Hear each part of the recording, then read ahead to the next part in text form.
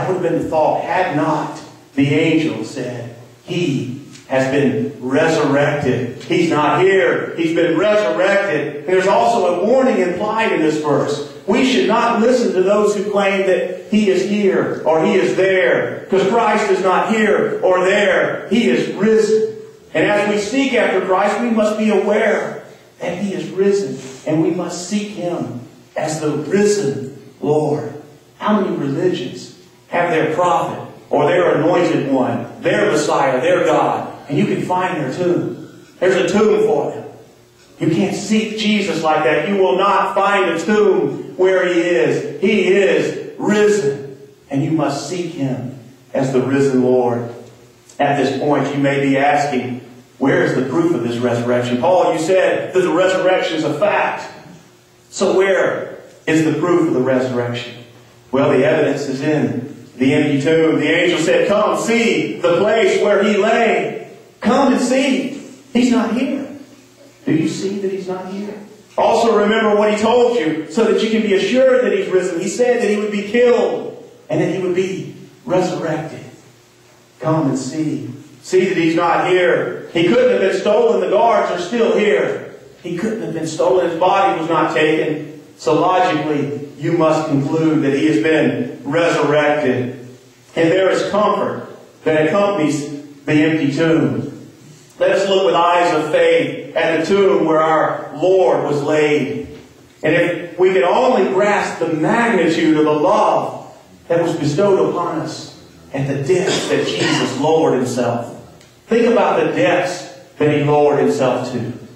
This is the Son of the living God who came to this earth, lived as a man, took on the frame of this frail body. I wake up many mornings and just hurting.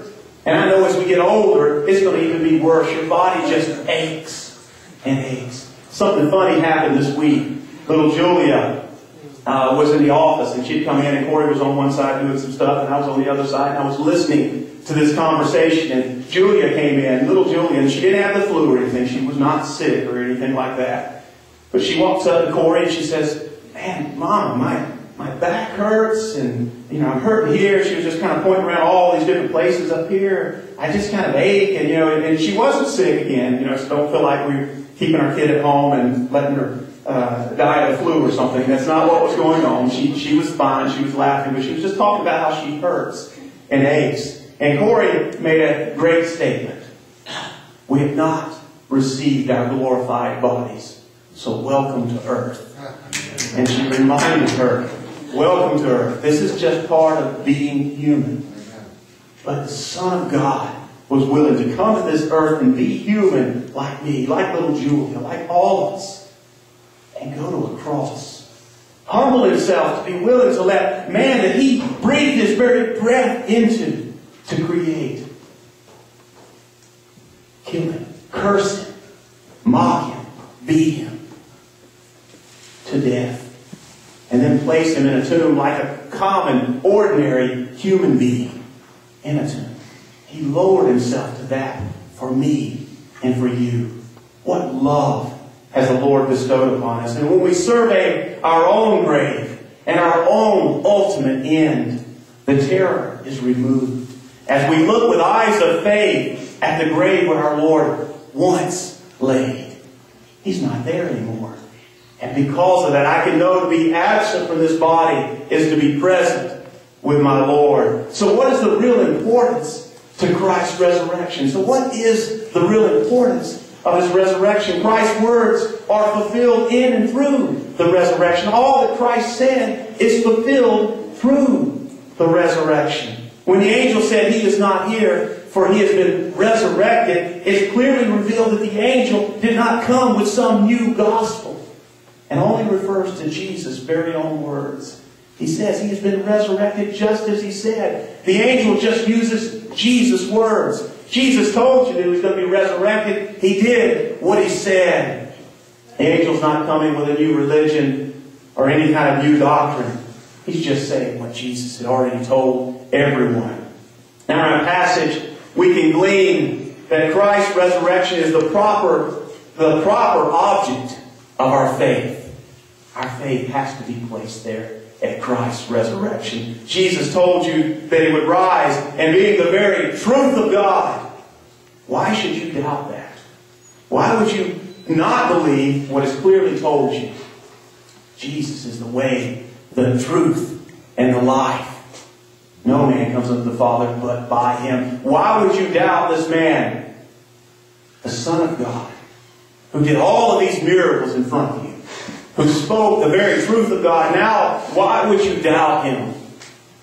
He said He was going to be resurrected. He has been resurrected. Now our question is, what is our responsibility in the life of Christ's resurrection? Look at verse 7. Then go quickly and tell His disciples He has been raised from the dead. You must take this wondrous news of Christ, resurrection, and proclaim it. Proclaim it from the mountaintop. Proclaim it from the valley, the lowest points and the highest points of this earth. Proclaim the message of the resurrected Christ. The news from the angel would first encourage His disciples. The angel says, tell His disciples in order that they may find some comfort. Now they may be able to encourage themselves in the midst of their present sorrows.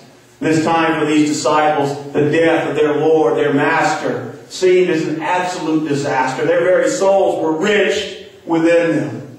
But this wonderful news would bring cheer and joy. Their Master was alive, and the news of Christ's resurrection would revive these disciples. They would now be revived. The news of the resurrection was meant for the disciples to make a gut check. It was meant for them to wake up from the stupor that they were entranced by. Somehow they had believed a lie or not believed Christ's words that I will be killed and I will be resurrected. They needed to wake up from this stupor. And it was also, the resurrection was meant for the disciples to seek Christ fully and to be prepared for His imminent appearance to them. The witnesses of the resurrection must proclaim the good news. The witnesses of the resurrection must proclaim the good news. In our passage, notice the vessels that were chosen to proclaim this resurrection, that were chosen to proclaim the good news. In verse 5 it said, but the angel told the women. The women were sent to tell the disciples of Christ's resurrection. God chose what is weak in the world to shame the strong. According to 1 Corinthians 1:27. God used these women who were not seen as great in the world's eyes at this time. He used it for the glory of His Son. And there was honor given to these women that God chose to proclaim the resurrection. It was an honor to be entrusted to proclaim it to these disciples. Because of the women's care, their love, their compassion that they showed Jesus at the cross and here at the tomb, they were given this great honor to take this message back to His disciples. And this, of course, was a stinging rebuke to His disciples who had forsaken Him. They ran and hid in His darkest hour. There's an immediate obedience that's required to the command to proclaim the resurrection. Then go quickly and take this message. What is the